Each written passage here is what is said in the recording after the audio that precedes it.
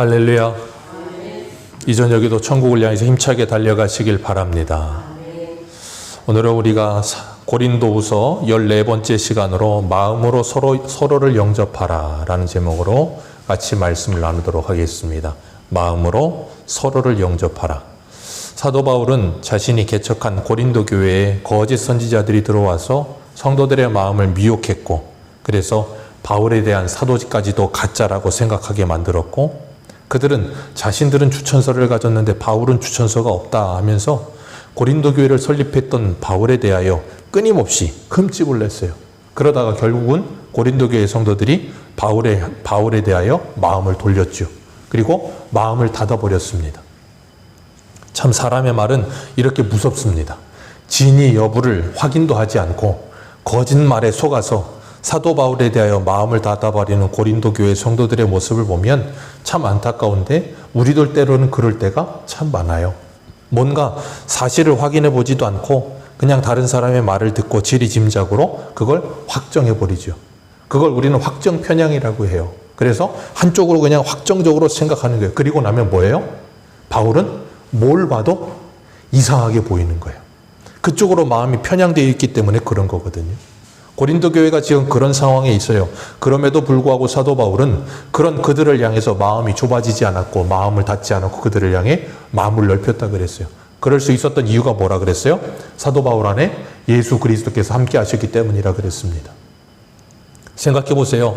바울의 입장에서 내가 바울이라고 생각하고 이 말씀을 읽어보면 얼마나 속이 뒤집어지겠습니까? 얼마나 화가 나겠습니까? 그리고 이렇게 구차하게 변명할 필요도 없을 수도 있어요. 왜요? 그냥 그래? 너희들이 나한테 그런 생각을 가졌어? 그럼 너희들은 너희들 마음대로 살아. 나는 나대로 일하면 돼. 라고 생각하면 편해요. 이렇게 구차할 필요도 없고 힘들 필요도 없고 마음 썩을 일도 없어요. 그런데도 불구하고 사도 바울은 그러지 않아요. 왜요? 그 사도 바울은 고린도 교회가 그가 예수 그리스도 안에서 고린도 교회와 한 몸이라는 것을 믿었기 때문에 그런 거예요. 그러지 않았으면 세상 사람 같았으면 그냥 편안하게 살면 됩니다. 그런데 바울은 그러지 않았고 고린도 교회 성도들을 향해서 마음을 넓히라 그러면서 그들을 뭐라 그랬어요? 우리는 살아계신 하나님의 성전이다. 너희들뿐 아니라 우리는 모두가 다 살아계신 하나님의 성전이다. 우리가 이걸 잊지 말아야 돼요. 내 마음이 그리스도의 집이라는 책처럼 우리는 우리의 마음이 하나님이 거하시는 성전이라는 분명한 인식을 가지고 살 때 어디서나 우리는 요한복음 4장 말씀처럼 어디서나 하나님을 뭐 할 수 있어요? 예배할 수 있어요.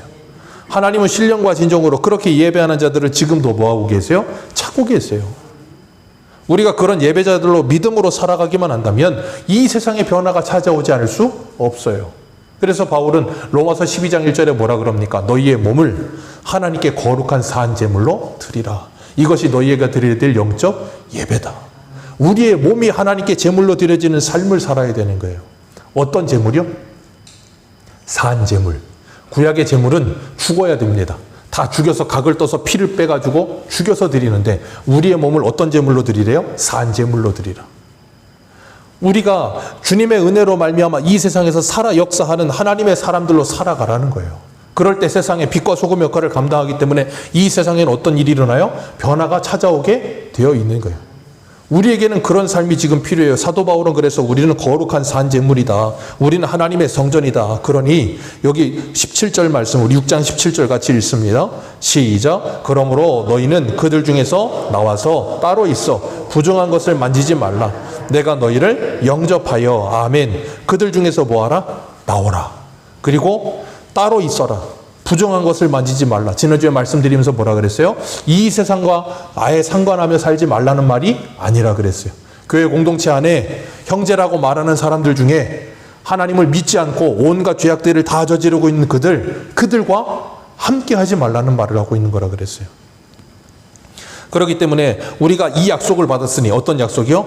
하나님은 우리 아버지 되시고 우리는 하나님의 자녀다. 이 약속을 받았으니 그 하나님을 우리가 어떻게 하는 가운데? 두려워하는 가운데. 우리가 잊지 말아야 될 것, 지난주에도 말씀드렸지만 우리가 정말 예수 그리스도를 믿고 구원받아 하나님의 자녀가 됐다면 우리는 하나님을 반드시 두려워하게 되어 있습니다. 하나님을 두려워하는 마음이 없다면 그 사람은 하나님을 만난 사람이 아니에요. 여러분 호랑이를 생각해 보세요. 호랑이가 두렵습니까? 아니면 귀엽습니까? 호랑이가 정말 두렵습니까? 여러분 호랑이를 만난 사람은 호랑이가 두려운지 진짜 알아요. 근데 호랑이를 만나보지 않은 사람은 호랑이를 두렵다 말을 하지만 진짜 두려워하지 않아요. 호랑이 소리만 해도 아마 오금이 저릴걸요. 진짜 본 사람은. 우리가 동물원만 가도 동물원에 이렇게 이 서울 어린이 대공원 그런 데 가면 유리 두꺼운 거에서 호랑이 사자 진짜 있어요. 근데 거기 가서 봐도 호랑이가 귀여워요. 그냥 이렇게 손바닥 대고 호랑이가 이렇게 해서 올라서면 제 손바닥만보다도 더 커요. 호랑이 발바닥이. 근데 만약에 제가 저 시베리아 벌판에서 그 호랑이를 직접 유리막 없이 직접 맞닥뜨렸다고 생각해 보세요. 어떤 생각이 드시겠어요? 호랑이 직접 보면 사람이 무서워서 움직이질 못한대요. 그 호랑이 눈에 이 두려움 때문에 움직이질 못한대요. 오금이 저린다는 말이 맞는 거예요. 진짜 호랑이 만난 사람은 그렇게 무서워해요. 근데 그렇게 만나보지 않고 텔레비로 보고 유리막 안에서 본 사람들은 호랑이 그냥 귀엽다고 생각해요. 우리가 하나님을 직접 만나면 하나님을 그렇게 두려워한다고요. 근데 하나님을 직접 만나보지 못한 사람은 하나님 두려워하지 않습니다. 하나님의 말씀도 두려워하지 않습니다. 하나님을 경외하지 않아요. 사도 바울은 그래서 뭐라 그랬어요? 7장 1절에 이렇게 말을 해요. 이 약속을 가진 우리는 하나님을 두려워하는 가운데 거룩함을 온전히 이루라. 거룩함을 온전히 이루라. 하나님을 두려워하는 마음을 가지고 거룩함을 온전히 이루라. 그러면서 뭐라 그랬어요? 너희가 사도 바울이 빌립보서 2장 12절에 너희가 나 있을 때뿐 아니라 나 없을 때에도 두렵고 떨림으로 너희의 구원을 이루어 가라. 하나님이 너희와 함께 하고 계심을 기억하며 하루하루를 살아가라 그 말이에요. 그러면서 오늘 2절에 이렇게 말을 해요. 2절 같이 읽습니다. 시작.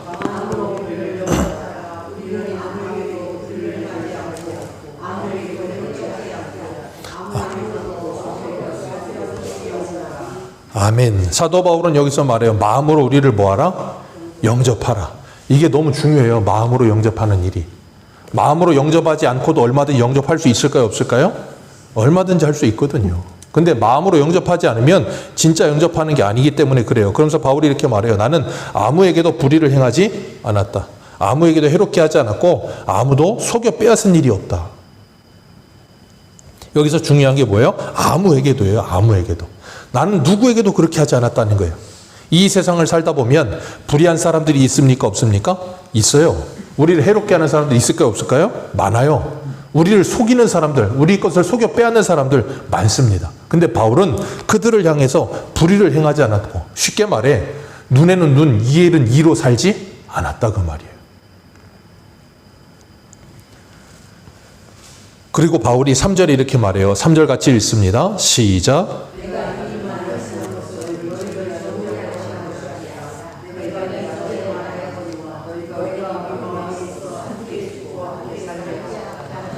아멘. 사도 바울이 이 말을 하는 이유가 있대요. 너희를 뭐하려 하는 것이 아니라 정죄하려는 것이 아니라. 우리가 사도 바울의 말처럼 다른 사람을 불의하게 하지 않고 해롭게 하지 않고 속여 빼앗지 않는 삶을 살면 그렇게 사는 사람들에게 우리는 어떤 존재일까요? 눈의 가시 같은 존재예요. 왜요? 우리의 존재만으로 그들의 불의함이 드러나거든요. 그게 성도가 이 세상에서 빛과 소금으로 살아가는 모습이에요. 우리는 이 세상을 변화시키는 사람들 아닙니다. 여러분 기억하세요. 우리는 이 세상을 하나님의 나라 만들자 그러면서 세상을 위해서 나가자 그러면서 싸우자 이기자 그런 거 하는 사람들이 아니라고요. 걸기대야 하는 사람들이 아니에요. 교회와 성도는 뭐 하는 사람들이냐면 하나님의 말씀으로 내 현실을 하루하루 살아가는 사람들이에요. 그게 세상의 빛과 소금의 역할이에요. 근데 오늘날 많은 사람들은 그렇게 빛과 소금 역할을 이해하지 않고 뭘 해요? 나가자 싸우자 이기자로 생각을 해요. 그래야만 이 세상을 이길 수 있다고 착각합니다. 제가 늘 말씀드리죠. 우리는 어두움과 싸우는 존재가 아니에요. 여러분 어두움은 어떻게 하면 물러간다 그랬어요? 네, 빛을 비추면 어두움은 물러갑니다. 빛을 비추면 어두움은 그냥 물러가게 되어 있는 거예요. 그래서 에베소서 6장 5장 말씀처럼 우리는 빛의 자녀 열매인 착함과 의로움과 진실함으로 살아가기만 하면 되는 거예요. 그게 뭐 하는 거예요? 세상을 변화시키는 삶이에요. 그렇기 때문에 우리는 세상을 개혁하는 게 아니라 마치 뭐와 같은 거냐면 세상이 그리스도에게 물들어가게 만드는 사람들이에요. 우리가 하나님의 말씀대로 살아가면서 그들이 자연스럽게 그것으로 끌려 들어오게 하고 하나님의 나라가 되어지게 만드는 것이지, 우리가 힘을 가지고 그들을 개혁하거나 개조시키거나 바꾸는 일을 하는 사람들이 아니라고요. 여러분 생각해 보세요. 중세 시대에 저 유럽을 뒤덮었던 게 뭐예요? 기독교입니다. 기독교가 했던 일이 뭐예요? 가장 큰 실수가 십자군 전쟁이요. 총칼 들고 나가서 이슬람 때려 죽인 일이죠. 그래서 지금도 이슬람이 기독교라면 치를 떨어요. 왜 그래요? 세상의 빛과 소금이 뭔지를 몰라서 그런 거예요. 그런데 오늘날도 그런 실수를 여전히 범하는 경우가 있더라는 거예요. 사도 바울은 여기 분명히 말을 해요. 뭐라 그러냐면, 내가 이 말을 하는 것은, 3절 다시 한번 읽습니다. 시작.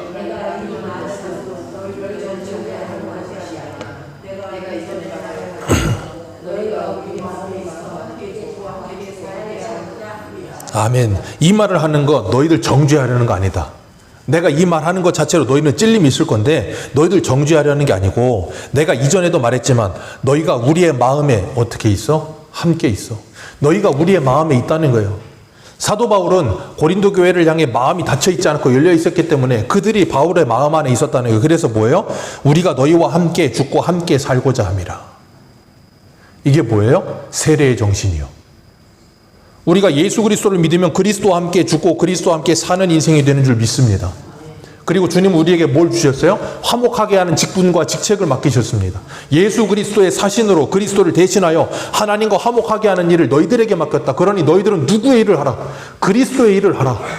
그리스도께서 하셨던 일을 우리는 이 땅에서 그대로 하는 거예요. 그래서 바울이 뭐라 그래요? 내가 너희와 함께 죽고 너희와 함께 살고자 함이라. 그래서 뭐 하려고요? 너희의 마음이 나에게 열리고 하나님의 말씀에 열려있게 하기 위해서. 그래서 너희가 하나님과 화목하기 위해서 내가 이 일을 하고 있다는 거예요. 우리가 이 세상을 살아가다 보면 때로는 그럴 때 있어요. 뭐냐면 마음을 열어서 다른 사람을 영접하고 마음을 열어서 다른 사람이 내 마음에 있게 하는 일, 참 누가 시켜되는 일은 아니에요. 억지로 되지도 않습니다. 그래서 세상 살다 보면 나랑 잘 통하는 사람들, 코드가 맞는 사람들, 뭐 그런 사람들 만나면 젊은 사람들이 뭐라 그래요? 영혼의 단짝을 만났다, 뭐 그렇게 말을 합니다. 그러면서 서로 좋아 죽고 간도 쓸개도 다 빼줄 것처럼 합니다. 그러면서 친해고 막 서로 막역하게 지내요. 왜 그래요? 마음이 통하니까. 마음이 통하니까 그런 거예요. 바울이 오늘 2절에 뭐라 그랬어요? 마음으로 우리를 영접하라. 마음이 통하자는 거예요. 어떻게 해요? 고린도서 1장에 뭐라 그랬어요? 같은 마음, 같은 생각, 같은 뜻을 품고 같은 말을 하며 너희들이 그리스도 안에서 하나가 되어야 된다라고 말한 것처럼 우리가 예수 그리스도 안에 함께 있을 때 서로 마음으로 영접하는 사람들이 되는 거예요. 우리가 교회 안에서도 마찬가지예요. 교회 안에서 다른 사람을 영접한다는 거, 새로운 사람을 영접한다는 거, 그냥 하는 게 아니라 뭘로요? 마음을 열어 그를 내 마음에 담고 영접하는 거예요. 그게 그리스도께서 우리를 영접하신 방법이에요. 그렇기 때문에 우리가 다른 사람을 대할 때 마음을 열어 대하지 않으면 사람은 영적인 존재거든요. 기가 막혀요. 그래서 마음과 마음이 맞닿으면 저 사람이 나를 진심으로 대한다는 걸 그냥 본능적으로 알아요. 그런데 그렇지 않으면 저 사람이 날 사무적으로 대한다는 걸 느껴요. 그게 사람이에요. 그렇기 때문에 우리가 정말 예수 그리스도를 만났고 그리스도와 우리와 마음이 한 마음이 되어 우리 안에 그리스도의 마음이 부어지면 사도 바울과 같은 마음과 말을 하게 되는 거예요. 그러면서 뭐예요? 그들을 향해 마음을 열어. 이들이 어떤 상태인데요? 바울에게 마음이 닫혀 있어요. 여러분 생각해 보세요. 나한테 마음이 닫혀 있는 사람을 향해서 마음을 연다는 게 쉽겠습니까? 어렵겠습니까? 어려워요. 우리 한 군데만 볼까요? 우리 누가복음 6장 한번 보세요. 누가복음 6장. 누가복음 6장 32절. 주님께서 우리에게 어려운 말씀 주셨죠. 누가복음 6장 32절.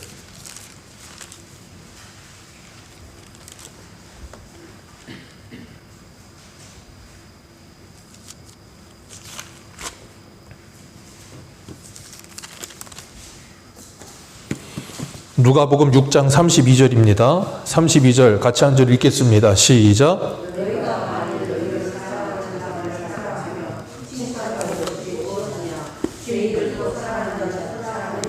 아멘. 주님께서 이렇게 말씀하세요. 너희가 만약에 너희를 사랑하는 사람 사랑하는 거 그걸 하면 무슨 칭찬 받겠냐? 누구도 한다고요? 죄인들도 한다.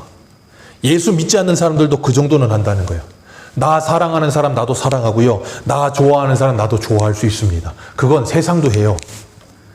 우리 보고 예수 믿고 구원받아 교회 와서 그런 거 하라고 우리를 부르신 거 아니잖아요. 뭐 하라고요? 나를 향해 마음을 닫아놓고 있는 그 사람을 향해서도 마음을 열고 그 사람에게 뭐 하라고? 나를 받아주라고. 여러분 생각해 보세요. 여러분이 만약에 그런 상황 왔다고 생각해 보세요. 얼마나 치사하고 얼마나 구차하고 시쳇말로 얼마나 더럽겠습니까? 내 더럽고 치사해서 이런 짓은 안 한다. 그리고 떠나고 말지. 그러고 싶지 않겠습니까? 그게 편해요. 그런데 신앙은 그게 아니라고요. 그 더럽고 치사하고 구차하고 애걸복걸하는 그 일을 하는 거예요. 왜? 하나님이 우리에게 그렇게 하시거든요. 하나님은 우리를 끊임없이 사랑하시면서 뭐라 그러세요? 내가 너를 사랑한다고 끊임없이 우리에게 사랑 고백을 하세요. 그러면서 뭐라 그러시냐면 나 좀 바라봐라 라고 말씀하시는 거예요. 우리가 그 하나님이 구차하게 끊임없이 찾아오셔서 우리에게 사랑 고백하는 그 사랑을 받아서 내가 하나님을 한번 바라보면 우리는 뭐라 그러냐면 내가 주님을 바라봤습니다. 내가 주님을 사랑합니다. 내가 주님을 위해서 뭘 합니다라고 착각해요. 아니요. 그 길고 긴 세월 동안 하나님이 우리에게 애정 공세하시고 사랑 고백하시고 우리를 돌이키기 위해 끊임없이 손 내미셨기 때문에 돌아간 것뿐이에요. 여러분, 주님 우리에게 말씀하세요. 내가 너희에게 새 계명을 주노니 서로 사랑해라. 내가 너희를 사랑한 것 같이 서로 사랑해라. 주님이 우리를 어떻게 사랑하셨다고요? 죽도록 사랑하셨어요. 여러분, 나 좋아하고 나 사랑하는 사람 사랑하는 것 누구나 합니다. 자연스럽게 됩니다. 그런데 나 싫어하는 사람, 나를 받아주지 않는 사람, 나를 향해 마음을 닫고 있는 사람을 향해 마음을 넓히라. 죽는 것만큼 힘든 거예요. 왜? 첫 번째 내 자존심 다 구겨야 돼요.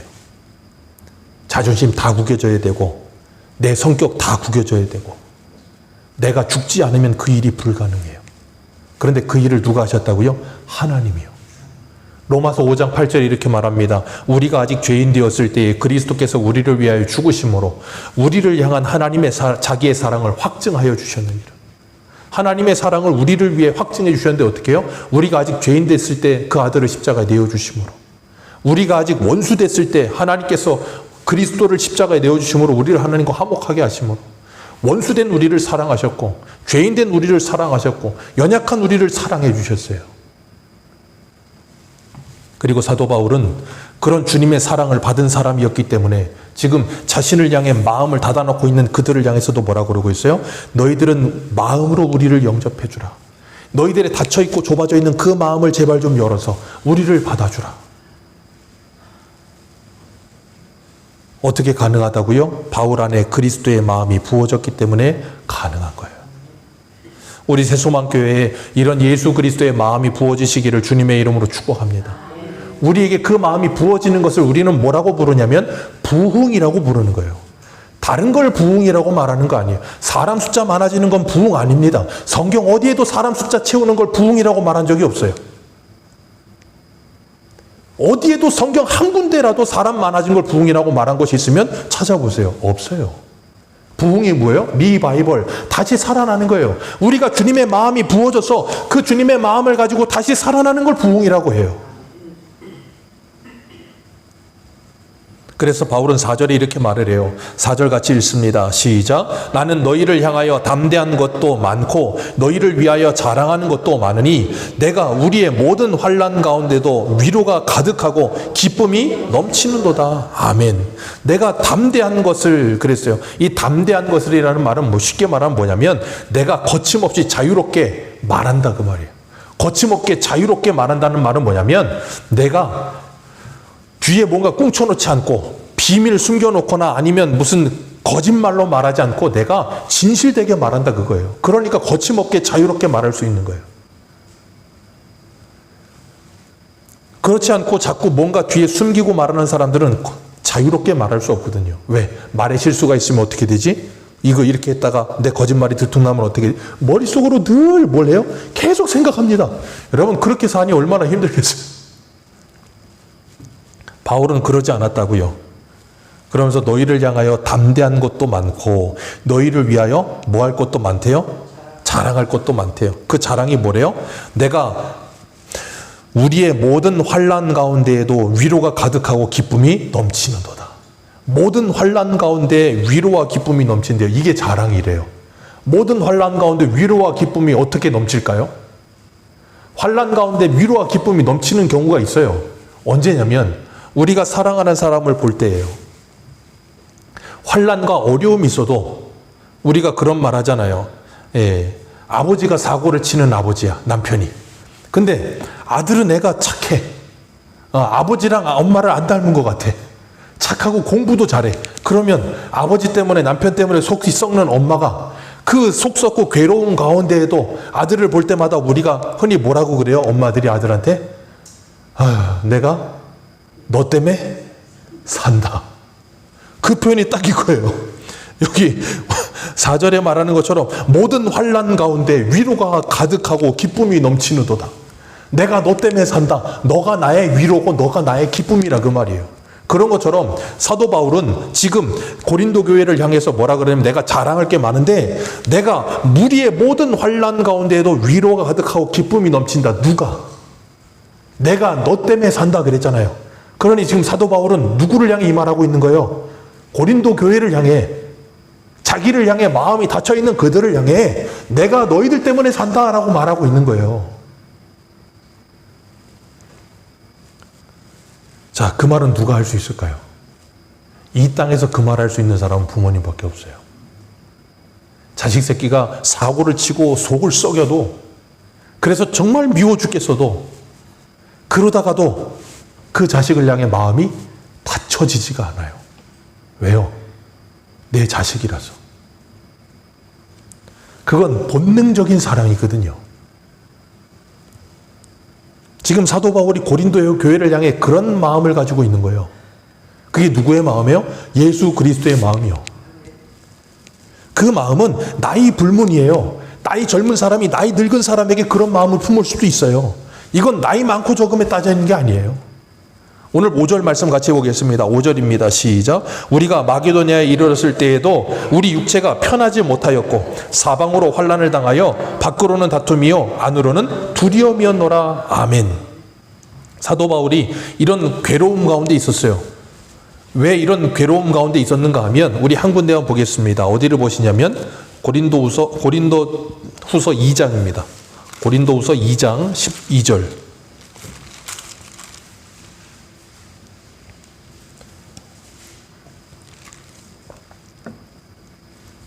고린도후서 2장 12절 13절 두 절 같이 읽겠습니다. 시작.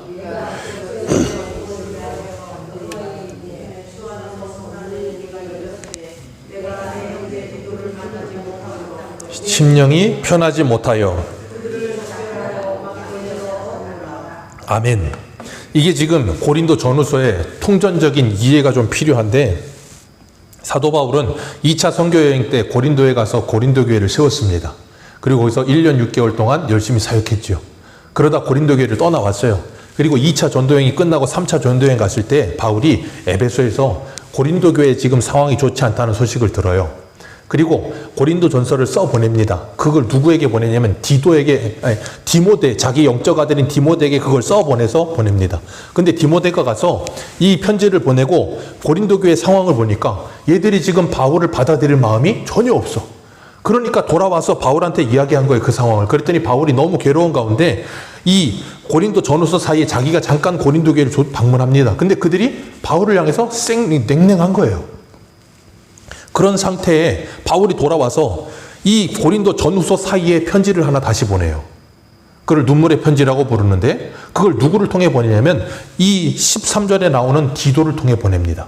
디도를 통해서 고린도 전후서 사이에 편지를 하나 보냈는데 문제는 뭐냐면 디도가 돌아와야 되는데 안 돌아오는 거예요. 그러니까 바울이 어때요? 그 심령이 13절에 다시 읽습니다. 시작. 내가 내 형제 디도를 만나지 못함으로 내 심령이 편하지 못하여 그들을 작별하고 마게도냐로 갔노라. 아멘. 드로아에서 지금 주 안에서 뭐가 열렸어요?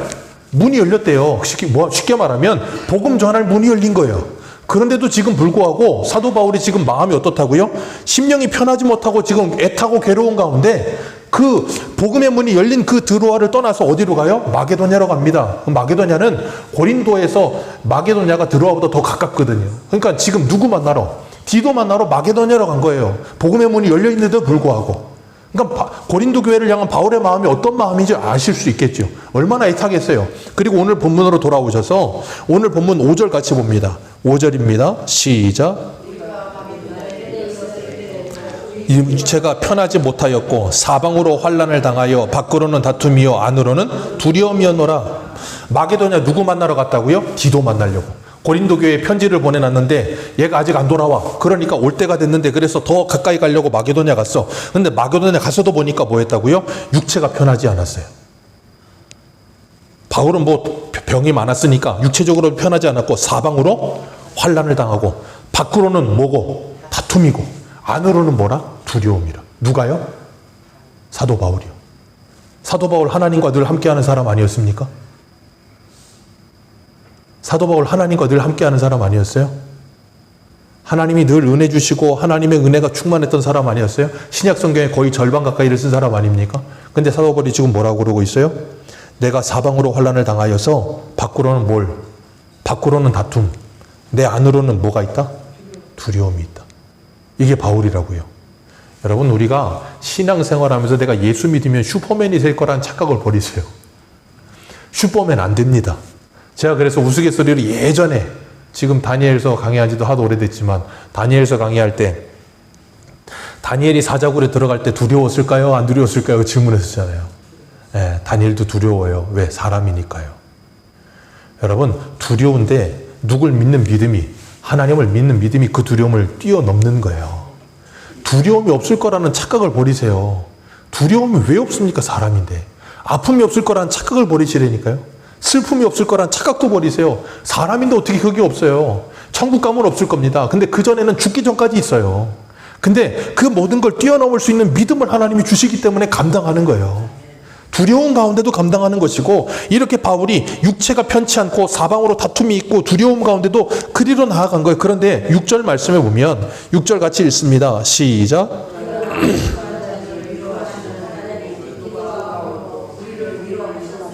자, 그러나 낙심한 자들을 위로하시는 하나님. 그러면 5절의 상태가 사도 바울에게는 어떤 상태라는 말이에요? 낙심. 자, 사도 바울이 낙심하지 말라는 말을 합니까? 안 합니까? 합니다. 근데 바울이 낙심합니까? 안 합니까? 합니다. 그게 사람이에요. 우리는 낙심합니까? 안 합니까?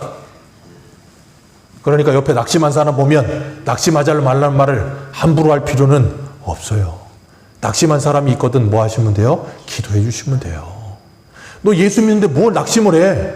믿음도 없이. 그런 말 함부로 하지 마세요. 왜? 사람이잖아요. 우리가 하나님이면 낙심 안 해요. 아니, 바울도 낙심하는데 우리라고 무슨 뭔 재주가 있다고 낙심 안 하겠어요. 이런 상황 오면 낙심할 수밖에 없어요. 그런데 그런 가운데도 하나님께서 바울을 뭐 하시더라? 위로하시더라. 고린도서 1장을 보십시오. 얼마나 많은 위로란 말이 쭉 나옵니까? 바울이 얼마나 많은 괴로움을 당했습니까? 그런데 그 모든 괴로움을 당하는 가운데 하나님이 바울을 위로하셨다고요. 그러니 바울은 그 모든 괴로움 가운데 하나님의 위로를 받고 난 후에는 누구를 위로해요? 환난당하고 어려운 가운데 있고 낙심하는 사람들을 위로하는 사람이 되는 거예요. 그렇기 때문에 바울이 갈라디아서 6장에 뭐라 그래요? 내 몸에 예수의 흔적을 가졌다. 넘치도록 예수의 흔적을 가졌다. 넘치도록 환난도 당했고 낙심도 당했고 많은 어려움도 당했다. 그런 가운데 사망 선고를 받은 것 같은 괴로움 가운데 하나님이 나를 자신을 의지하지 말고 죽은 자를 살리시는 하나님 의지하라고 그 모든 일을 주시더니 나를 위로해 주셨다. 그리고 나면 상처받은 바울이 뭐가 돼요? 위로자가 되는 거예요. 여러분, 우리도 마찬가지예요. 우리도 상처받습니다. 낙심도 합니다. 그러나 하나님이 상처받고 낙심하는 우리를 위로하세요. 위로하시면 그 상처받았던 우리들이 위로하는 자가 되는 거예요. 그게 하나님의 놀라운 신비예요. 그래서 하나님이 우리들에게 쉬운 말로 간증이라는 걸 하게끔 만드시는 거예요. 왜? 내가 하나님께 이런 은혜를 받았고 내가 하나님께 이런 기쁨을 받았던 것을 어려운 가운데 있는 이들에게 위로하면서 그들도 거기서 일어나게 하기 위해서. 그리고 바울이 디도가 오므로 위로가 되었다라고 이야기를 하고 있어요. 그리고 7절에 보면 우리 7절 같이 한번 읽습니다. 7절 시작. 그가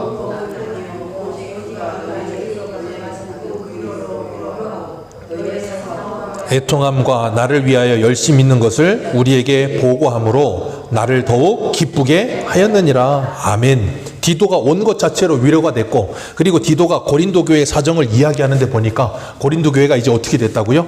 2절 말씀처럼 마음으로 사도 바울을 영접하는 상황이 온 거예요. 그리고 나니까 그 마음이 넓어진 마음을 보니까 바울이 뭐 했다고요? 너무나도 기뻤다. 너무나도 기쁨이 넘쳤다. 자, 이게 누구의 열심이에요? 하나님의 열심. 누구 안에 역사한 하나님의 열심? 사도 바울 안에 일어난 하나님의 열심. 자, 사도 바울 안에 하나님께서 열심히 일하기 시작하니까 바울이 뭐예요? 그 하나님의 열심 때문에 열심히 일을 합니다. 어떻게 일해요? 고린도 교회를 향해서 제발 마음 좀 열어달라고 애걸복걸을 해요. 구차하게, 찌질하게. 왜요? 하나님의 열심이 그 안에 있기 때문에 찌질한 거예요. 여러분 기억하세요. 하나님의 열심이 내 안에 역사하기 시작하면 찌질하게 해도 찌질해지지 않아요. 구차해도 구차해지지 않아요. 그 이유는 내 안에 주님의 은혜가 있기 때문인 거예요. 그래서 구차해질 수 있고, 그래서 자존심 버릴 수 있고, 그래서 찌질해질 수 있는 거예요. 찌질한데 정말 찌질해진다고 느끼는 사람은 찌질해질 수가 없어요. 근데 찌질해져도 찌질하지 않다는 걸 느끼는 사람은 찌질함을 감당할 수 있다니까요. 여러분 개그맨들 보세요. TV에 나오는 개그맨들 머리가 되게 좋거든요. 머리 안 좋으면 개그맨 잘 못해요. 자기는 안 웃으면서 다른 사람을 웃긴다는 건 대단한 스킬이 필요한 거예요. 그래서 개그맨들 보면 거의 대부분 머리가 좋아요. 근데 그 사람들이 하는 말이 뭐냐면 우리는 다른 사람들 웃기는 사람이지 우리는 웃긴 사람이 아니라고. 우스운 사람이 아니라고. 개그맨들이 그러잖아요. 근데 다른 사람들은 개그맨 보면 웃기는 사람이라고 생각하니까 우스운 사람이라고 생각해요. 근데 그걸 통달한 사람은 다른 사람이 나를 우습게 여겨도 괜찮아. 왜? 웃길 수만 있으면. 그러니까 뭐예요? 개그맨들이 자기를 얼마든지 그냥 내려놓잖아요.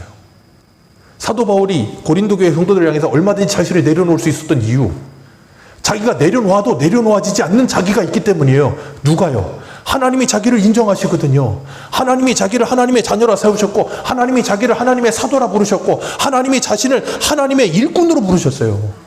자기가 자기를 아무리 내려놔도 그 일꾼됨, 하나님의 사도됨, 하나님의 직분을 맡은 사람이라는 것이 없어지지 않기 때문에 바울은 자기 정체성이 무너지지 않는 거예요. 그럼 우리가 다른 사람을 향해서 얼마든지 나를 향해 마음을 닫아놓은 그들을 향해서도 내가 먼저 마음을 넓혀놓고 마음을 넓혀달라고 말할 수 있는 건 하나님의 은혜가 아니곤 불가능해요. 그래서 바울이 이렇게 말해요. 우리 한 군데 보겠습니다. 고린도후서 11장. 고린도후서니까요. 11장 한번 보세요. 고린도후서 11장 28절.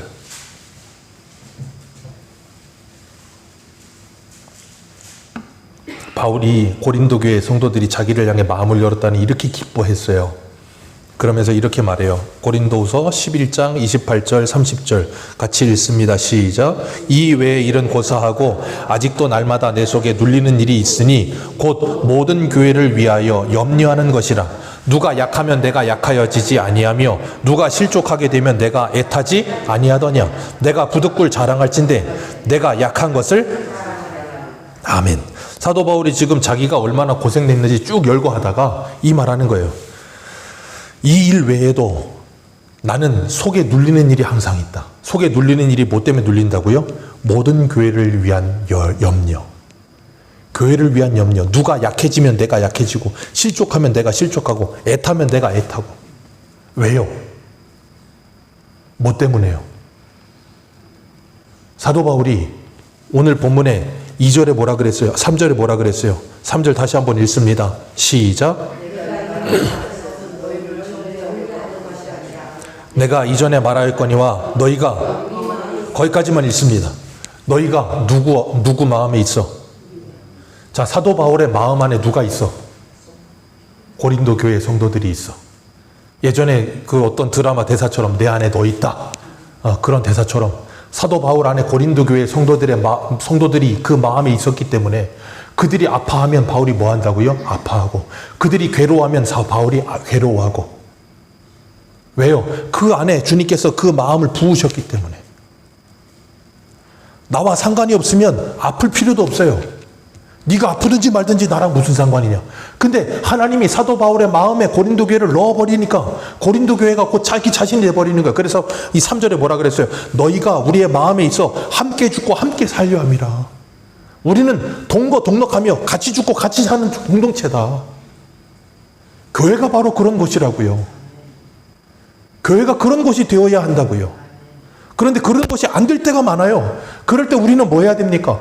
사도 바울처럼 먼저 은혜 받은 자라면 나를 향해 문을 닫고 있어도 그들을 향해 뭘 해야 돼요? 마음 열어놓고 나를 마음으로 받아달라고 그들을 향해서 달려가야 되는 거예요. 그게 쉽지 않다고요. 그래서 우리는 누구를 봐야 돼요? 예수님을 봐야 돼요. 왜? 주님은 우리를 향해 날마다 달려오고 계시니까. 우리 한 군데만 더 봅니다. 히브리서 13장 17절 보세요. 히브리서 13장 17절. 히브리서 13장 17절입니다.